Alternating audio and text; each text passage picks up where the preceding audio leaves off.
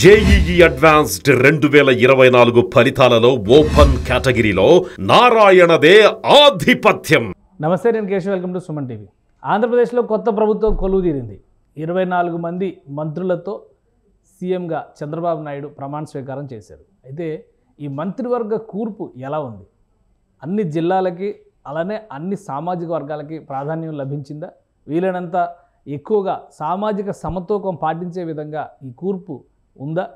రాబోయేటువంటి రోజుల్లో ఆంధ్రప్రదేశ్కి పరిపాలన అందించేటువంటి క్రమంలో మంత్రుల దగ్గర నుంచి ముఖ్యమంత్రి వరకు అందరూ కూడా నిబద్ధతతో రాష్ట్రాన్ని అభివృద్ధి పదంలో నడిపిస్తామని చెబుతున్నటువంటి క్రమంలో ఈ మంత్రుల సామర్థ్యం పైన కూడా విస్తృతమైన చర్చ నడుస్తుంది. సో మంత్రివర్గ కూర్పు ఎలా ఉందనే అంశం పైన మనతో మాట్లాడడానికి రాజకీయ విశ్లేషకులు సీనియర్ అడ్వకేట్ బత్తుల రామకోటయ్య గారు ఉన్నారు. రామకోటయ్య గారు నమస్కారం. నమస్తే కేశవ్ గారు. రామకోటయ్య గారు, గవర్నమెంట్ ఫామ్ అయింది, మినిస్ట్రీస్ అన్నీ కూడా అంటే ఎప్పుడు కూడా ఒక 10 మంది మంత్రులు లేదంటే ఒక 15 మంది మంత్రులు పెట్టి ఒక 10 ఖాళీలు ఉండేటువంటి పరిస్థితి ఉండేది. ఈసారి ఆల్మోస్ట్ ఫుల్ ఫ్లెజ్డ్, ఒక్క బెర్త్ మినహా అన్నీ కూడా భర్తీ చేసేశారు. ఏ విధంగా ఉంది ఈ కూర్పు? మీ అభిప్రాయం ఏంటి? ఒక మాటలో చెప్పాలంటే సామాజిక సమతూకం, ప్రాంతీయ సమతూకం, అనుభవం, యూత్కి ప్రోత్సాహం ఇచ్చేటటువంటి మంత్రివర్గంగా కూడా దీన్ని భావించాలి. ఇన్ 4 యాంగిల్స్, 4 కోణాల్లో. ఒక పక్క యువతని ఎక్కడా కూడా కొత్త తరాన్ని ముందుకు తీసుకురావడం కోసం దగ్గర 16 మందికి కొత్త వాళ్ళకి అవకాశం వచ్చింది. అదేవిధంగా సామాజిక సమతూకం, బీసీలకి 8, ఎస్సీలకి వచ్చేటప్పుడు 3, ఎస్టీలకి 1, మైనార్టీస్కి 1, అంటే 13 దాకా ఇచ్చారు. ఓపెన్ కేటగిరీలో వచ్చేటప్పటికి గత ప్రభుత్వంలో మీరు చూసినట్లయితే కమ్మోరికి సెకండ్ హాఫ్ లో మంత్రి పదవి లేదు. అందుకని రాజకీయ కక్ష సాధింపుకి వెళ్లకుండా రెడ్లకు కూడా 3 పదవులు ఇచ్చారు. రాయలసీమ కానీ, నెల్లూరు కానీ. అదేవిధంగా దాంతో పాటు కాపులకు 4 ఇచ్చారు, కమ్మలకి 4 ఇచ్చారు. బీసీల్లో అన్ని వర్గాలని, అన్ని ప్రాంతాలని, మహిళల్ని, ముఖ్యంగా మహిళల్ని అందరినీ కూడా ఒక వేదిక మీద తెచ్చి రాజ్యాధికారంలో అన్ని వర్గాల యొక్క ప్రాధాన్యత ఇచ్చి రాజ్యాధికారంలో అందరినీ కూడా భాగస్వామ్యం చేసి ఈ యొక్క రాజ్యం అనేది ఒక కులాందో ఒక మతాందో కాదు, అందరిది అని చెప్పి ఒక పక్క లౌకిక భావానికి, మరొక పక్క ప్రాంతీయ సమతూకం పాటిస్తూ సామాజిక న్యాయాన్ని చేస్తూ చంద్రబాబు నాయుడు గారు మంచి మంత్రివర్గాన్ని ఇచ్చారు.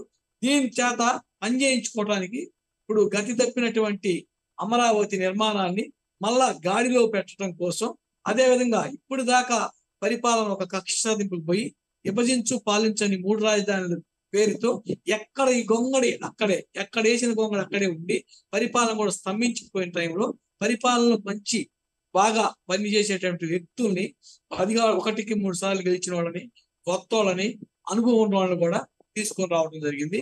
అందుకని ఈ యొక్క టీం ఏదైతే ఉందో చంద్రబాబు నాయుడు టీము చాలా బాగుందనేది నా అభిప్రాయం.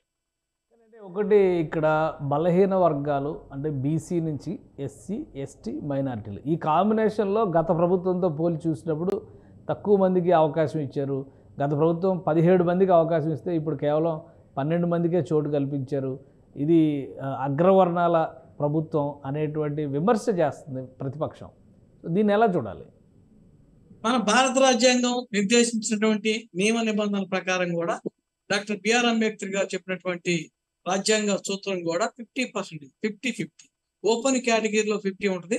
ఎప్పుడు రిజర్వేషన్స్ లో కూడా మన సుప్రీంకోర్టు గతంలో కూడా 50% ఎక్కడా కూడా మించకుండా రిజర్వేషన్స్ ని రాష్ట్ర ప్రభుత్వాలు స్థానిక సంస్థల్లో పెట్టమని చెప్పిన సందర్భాలు కూడా ఉన్నాయి. అందుకని సుప్రీంకోర్టు యొక్క మార్గదర్శకాలు, రాజ్యాంగ సూత్రాల నిబంధనలకు లోబడి మాత్రం 12 మందిని ఎక్కడా కూడా తగ్గకుండా మైనార్టీస్ తో కలుపుకుంటే 13 మంది, 4/50. అంటే మైనార్టీస్ అంటే బీసీలోకి వస్తారు, ఇటు ఓసీలోకి వస్తారు.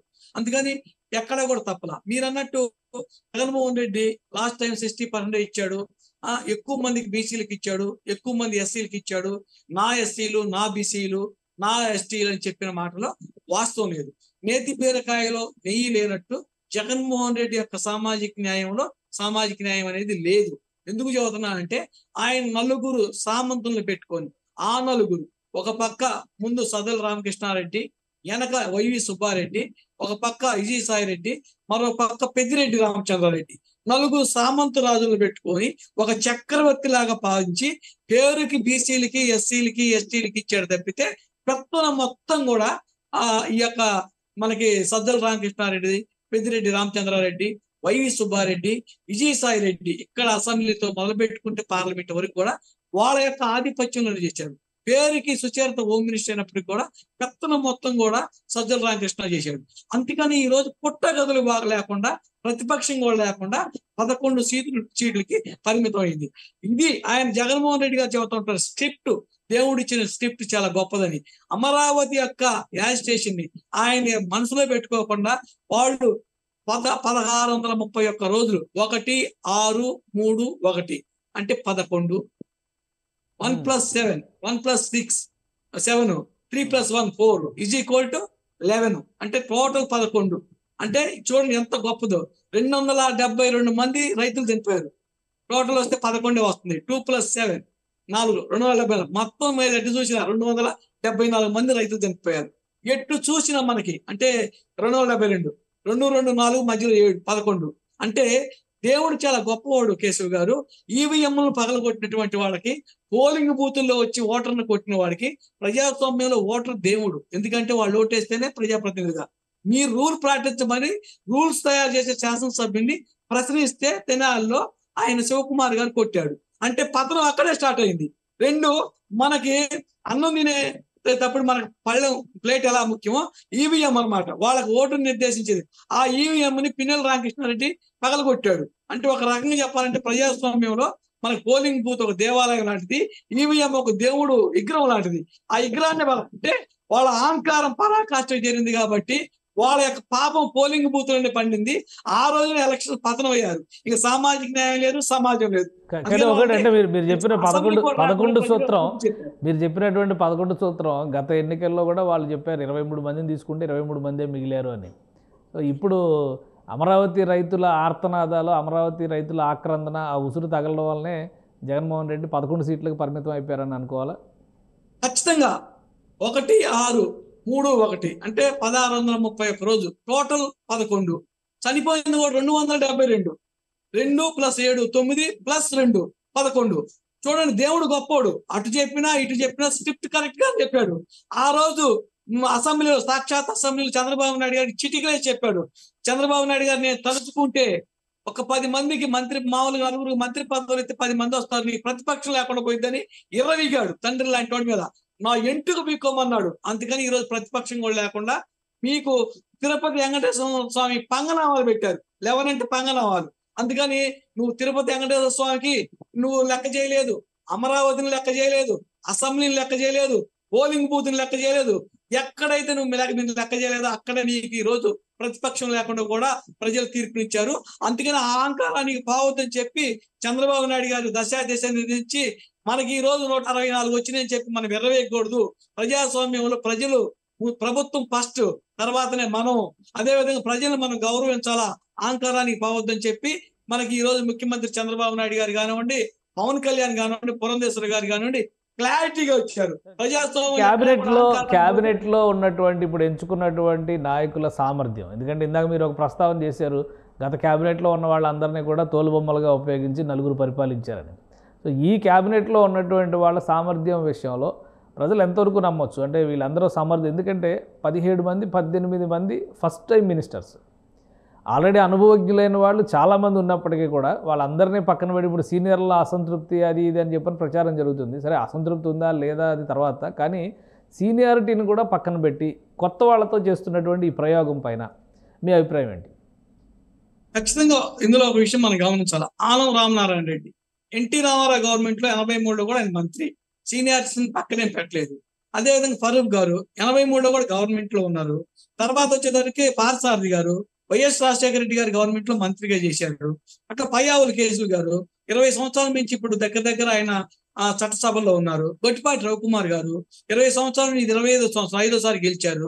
ఒకవేళ వాళ్ళు మంత్రులు చేయనప్పటికి కూడా అందరూ కూడా సభా నియమాలు, సభలో తెలిసిన వాళ్ళు, ఇప్పుడు ఒక కొత్తగా వచ్చిండు కానీ ఎవరు కూడా అక్కడ సీనియారిటీకి ఇచ్చాడు. అదే విధంగా యువతని ఆయన ఎప్పుడు చెబుతా ఉంటాడు, మన యొక్క మానవ వనరుల్ని మనం వెలికి తీయాలి, యువతకు కూడా ఇంపార్టెన్స్ ఇవ్వాలి. అనుభవజ్ఞమైనటువంటి అనుభవంతో పాటు మనకి యువత యొక్క సామర్థ్యాన్ని రెండింటిని బ్యాలెన్స్ చేసుకొని, ఒక అనుభవజ్ఞుడు ఒక యువత రెండింటిని బ్యాలెన్స్ చేసుకొని గవర్నమెంట్ చేయాలనే ఉద్దేశంతో స్వామి వివేకానంద గారి స్ఫూర్తితోటి కూడా కొత్త తరానికి కూడా ఒక అవకాశం కల్పించడం అనేది జరిగింది. చంద్రబాబు నాయుడు గారు ఏ పని చేసినా కానీ దూరదృష్టితోటి చేస్తారు కాబట్టి దీంట్లో కూడా అందరికి అవకాశం కల్పించాలి. గతంలో చేసిన వాళ్ళు ఎప్పుడు పాత చింతకా పచ్చడి కాకుండా కొత్తతనాన్ని, కొత్త వ్యక్తుల్లో ఉన్నటువంటి ఆలోచన విధానాన్ని, వాళ్ళ యొక్క శక్తి సామర్థ్యాలను కూడా బయటికి తీయాలి. ఈ రోజు మాకు గౌరవ మంత్రి కొట్టిపాటి రవికుమార్ గారు 5 సంవత్సరాల నుంచి అద్దంకిలో అభివృద్ధి చేశారు. అలాంటి వాళ్ళ యొక్క సేవలు కూడా రాష్ట్ర స్థాయిలో కూడా వినియోగించుకోవాలి అనే ఒక విశాల దృక్పథంతో అందరికీ అవకాశం కల్పించారు అనేది నా భావన. ఒకే ఒక్క బెర్త్ ఎందుకు ఖాళీ వచ్చారు, ఏమైనా చెప్పగలరా దాని గురించి? అది జనసేనకి పోతుంది, బీజేపీకి పోతుంది, లేదా టీడీపీనే కన్విన్స్ చేసి మళ్ళీ టీడీపీ నాయకులకి అవకాశం ఇస్తారు అని చర్చ నడుస్తుంది. ఎవరికి వెళ్ళొచ్చు ఆ మిగిలిన ఒకే ఒక్క బెర్త్? స్పీకరా? 24 పదవులే భర్తీ చేశారు కదా, ఇంకా ఒక మంత్రి పదవి ఖాళీ ఉంది కదా. ఒక మంత్రి పదవి నాకు ఒక ప్రిడిక్షన్ కూడా ఉంది. అంటే అది ఏ పోర్ట్ఫోలియో అనేది, యనమల రామకృష్ణన్ గారు ఆర్థిక శాఖ మంత్రిగా మంచి గొప్ప అనుభవం ఉన్న వ్యక్తి. గతంలో మనకు రోసీ గారిని చట్టసభలో గెలవనప్పటికి కూడా రాజశేఖర రెడ్డి గారు ఆర్థిక శాఖ మంత్రిగా ఆయన్ని ఫిక్స్ చేస్తూ ఉండేవారు. ఈ రోజు నిన్న మనం ప్రమాణ స్వీకారం చూసినట్లయితే అందరిని కూడా శాసనసభ్యులు చేశారు, ఎవరిని కూడా ఎమ్మెల్సీని ప్రమాణ స్వీకారం చేయలా. ఒక యనమల రామకృష్ణన్ గారు ఎమ్మెల్సీ శాసన మండలి సభ్యుడిగా ఉన్నారు. ఒకవేళ ఏదైనా రోసీ గారికి ఇచ్చినట్లు ఇంకొక పోర్ట్ఫోలియో ఇవ్వాల్సి వస్తే ఆయన యొక్క చంద్రబాబు నాయుడు గారికి ఈక్వల్ గా నాలెడ్జ్ లో కానీ, ఇంటలెక్చువాలిటీలో కానీ, సామర్థ్యంలో కానీ అన్నిట్లో కూడా చాలా గొప్ప పరిణితి కలిగినటువంటి రాజకీయ నాయకుడు యనమల రామకృష్ణన్ గారు. అందుకని వారిని ఏమైనా తీసుకోవడానికి అవకాశం ఉందా, లేదు రేపు స్పీకర్ పోస్ట్ ఇటు జనసేనకి ఇవ్వాలా, లేదా తెలుగుదేశం తీసుకోవాలా, కూటమిలో బీజేపీ తీసుకోవాలి, దాని మీద చర్చ జరగాలి. దాన్ని బట్టి కూడా నెక్స్ట్ ఏదైనా మనం ఫుల్ఫిల్ చేయాల్సి వస్తే ఆ పదవి సీనియారిటీ బుచ్చి చౌదరి గారు ఉన్నారు. అదేవిధంగా మనకి ఇంత ముందు డిప్యూటీ స్పీకర్ చేసినటువంటి వేదవాసిగా బుద్ధప్రసాద్ గారు, వీళ్ళలో ఎవరికి అకామిడేట్ చేయాలా అనేటటువంటి ధోరణితో కూడా వేచి కూడా ఒక్క పోస్ట్ ని అట్లా అట్టి పెట్టారని అనుకుంటున్నా. మోస్ట్లీ దాన్ని రాష్ట్రానికి ఉపయోగపడే వ్యక్తికే ఆ పోర్ట్ఫోలియో కూడా ఇస్తారనేది నా భావన. రైట్, థ్యాంక్ యూ బీఆర్కే గారు, మీ అభిప్రాయం తెలియజేసినందుకు. ఇది ఆంధ్రప్రదేశ్లో ఏర్పడినటువంటి కొత్త ప్రభుత్వం క్యాబినెట్ కూర్పు విషయంలో సమతూకం పాటించడంలో చంద్రబాబు నాయుడు సక్సెస్ అయ్యారనేటువంటి మాట చెప్తున్నారు. అనుభవజ్ఞులతో పాటు కొత్త వారికి, అలానే చట్టసభల్లో ఎక్కువ కాలం పాటు అనుభవం ఉన్నవారికి ఈసారి అవకాశం కల్పించడం సముచితమైన నిర్ణయంగా బీఆర్కే గారు అభివర్ణిస్తున్నారు. అలానే రాష్ట్రానికి జరిగేటువంటి ప్రయోజనాల విషయంలో వీరందరూ కూడా చొరవ తీసుకుంటారు. ఇక మిగిలిన ఒకే ఒక్క బెర్త్ విషయంలో కూటమి మధ్య చర్చలు జరగవచ్చు. కీలక పదవుల భర్తీ సమయంలో ఆ మంత్రి పదవి పైన నిర్ణయం తీసుకునే ఛాన్స్ ఉందని ఆయన విశ్లేషిస్తున్నారు. ఇది special discussion. Keep watching. Suman టీవీలో మీ పర్సనల్ అండ్ బిజినెస్ ప్రమోషన్స్ కోసం కింది నెంబర్కి కాంటాక్ట్ చేయండి.